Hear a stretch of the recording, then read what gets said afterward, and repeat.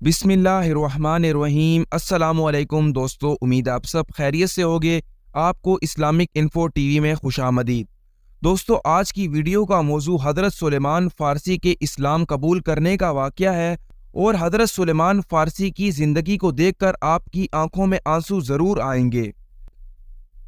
ایک دن حضرت سلیمان فارسی رضی اللہ تعالیٰ عنہ درخت پر چڑھ کر کام کر رہے تھے کہ ایک یہودی شخص شہر سے بھاگتا ہوا آیا اور کہنے لگا، خدا بنو کیلا کو غارت کرے، سب کے سب ایک شخص کے پاس جا رہے ہیں جو مکہ سے آیا ہے اور خود کو اللہ کا نبی کہتا ہے۔ یہ سنتے ہی حضرت سلیمان بدحواس ہو کر درخت سے اترے اور اس شخص سے کہنے لگے، کیا کہا تم نے؟ ذرا پھر سے مجھے کہنا۔ ان کا آقا بہت غصہ ہوا اور حضرت سلیمان کے منہ پر ایک تھپڑ مارا اور کہنے لگا، جا کر اپنا کام کرو۔ حضرت سلیمان اس وقت تو خاموش ہو گئے، لیکن آپ کا دل مچلنے لگا اور آپ کا دل چاہ رہا تھا کہ میں حضرت محمد صلی اللہ علیہ وآلہ وسلم کو جا کر دیکھوں۔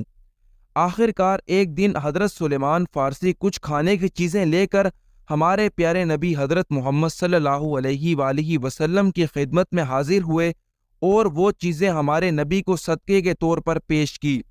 ہمارے نبی نے وہ چیزیں اپنے صحابہ اکرام میں تقسیم کر دیں، لیکن ان میں سے خود کچھ نہ کھایا۔ اس سے حضرت سلیمان فارسی کو بہت حیرت ہوئی۔ اگلے دن دوبارہ آپ کچھ چیزیں لے کر ہمارے پیارے نبی حضرت محمد کے سامنے حاضر ہوئے اور بطور ہدیہ پیش کیں۔ ہمارے نبی نے خود بھی کھائیں اور اپنے اصحاب کو بھی دیں۔ حضرت سلیمان فارسی کی خوشی کا کوئی ٹھکانہ نہ تھا، کیونکہ ان کو آخری نبی کی بتائی ہوئی 2 نشانیاں تو پوری ہو گئی تھی، اب آخری نشانی رہ گئی تھی جو مہر نبوت تھی۔ حضرت سلیمان فارسی ہمارے نبی کی مہر نبوت کو دیکھنا چاہتے تھے، اور اللہ تعالیٰ نے آپ کی یہ خواہش بھی پوری کر دی۔ چند دنوں بعد حضرت سلیمان فارسی کو پتہ چلا کہ نبی اکرم صلی اللہ علیہ وآلہ وسلم ایک جنازے کے ساتھ بقیع غرقد تشریف لے گئے ہیں۔ حضرت سلیمان بھی وہاں پہنچ گئے اور پیارے نبی حضرت محمد صلی اللہ علیہ وآلہ وسلم کو سلام کر کر آپ کے پیچھے کھڑے ہو گئے اور موقع دیکھنے لگے کہ مہر نبوت کا مشاہدہ کس طرح کروں۔ ہمارے نبی حضرت محمد صلی اللہ علیہ وآلہ وسلم نے حضرت سلیمان فارسی کی کیفیت کو بھانپ لیا اور اپنی پشت سے کپڑا ہٹا دیا تاکہ حضرت سلیمان مہر نبوت کو دیکھ لیں۔ حضرت سلیمان فارسی نے کانپتے ہوئے ہونٹوں سے مہر نبوت کو بوسہ دیا اور کلمہ پڑھ کر دائرہ اسلام میں داخل ہو گئے۔ حضرت سلیمان فارسی اسلام قبول کرنے کے بعد نبی اکرم کی خدمت میں حاضر رہنے لگے۔ پیارے نبی صلی اللہ علیہ وآلہ وسلم نے حضرت سلیمان کو یہودی کی غلامی سے نجات دلائی۔ اس کے بعد آپ صلی اللہ علیہ وآلہ وسلم کے ساتھ حضرت سلیمان نے اپنا سفر جاری رکھا۔ حضرت سلیمان بہت جلیل القدر صحابی تھے۔ آپ کے مرتبے کا اندازہ اس بات سے لگایا جا سکتا ہے کہ نبی اکرم صلی اللہ علیہ وآلہ وسلم نے غزوہ خندق میں حضرت سلیمان کے مشورے پر عمل کرتے ہوئے خندق کھدوائی اور دفاعی جنگ لڑی۔ غزوہ خندق کے موقع پر جب خندق کھودی جا رہی تھی تو مہاجرین اور انصار صحابہ کے درمیان میں ایک بحث چھڑی کہ سلیمان فارسی کون ہے۔ مہاجرین صحابہ کہنے لگے، سلیمان ہم میں سے ہیں، جبکہ انصار صحابہ کہنے لگے، سلیمان ہم میں سے ہے۔ اسی دوران ہمارے پیارے نبی حضرت محمد صلی اللہ علیہ وآلہ وسلم تشریف لے آئے۔ آپ نے فرمایا، سلیمان میرے اہل بیت میں سے ہیں۔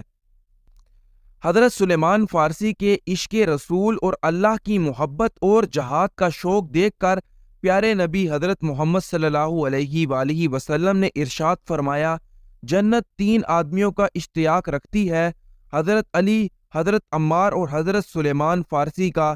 ایک موقع پر آپ صلی اللہ علیہ وآلہ وسلم نے فرمایا، حضرت سلیمان فارسی بہت عنایت پسند درویش صفت آدمی تھے، دنیا داری سے دور بھاگتے تھے۔ حضرت عمر رضی اللہ تعالی عنہ نے حضرت سلیمان کو مدائن کا گورنر مقرر کیا تھا۔